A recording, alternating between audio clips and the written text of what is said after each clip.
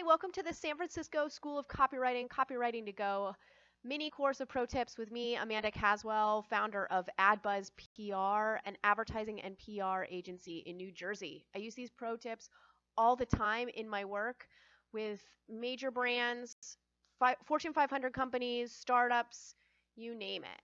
So pro tip number 7, have a clear call to action.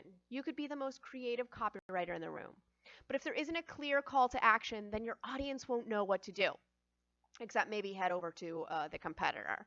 Give them a reason to buy with a clear call to action in the form of great copy and easy to find shop button. They often call a copywriter a salesman behind a screen, and that's exactly what you need to be. You need to sell whatever it is, sell your brand, sell your company, sell the product to get your consumer to take action. The next pro tip is keep it brief. For more tips like this, sign up for Copywriting 101. That's the fundamentals of copywriting. If you're more advanced, sign up for Copywriting 201 Masterclass. This is great for those who are already writing in their business or actually work for an advertising agency. You can sign up for both at sanfranciscoschoolofcopywriting.com. See you next time.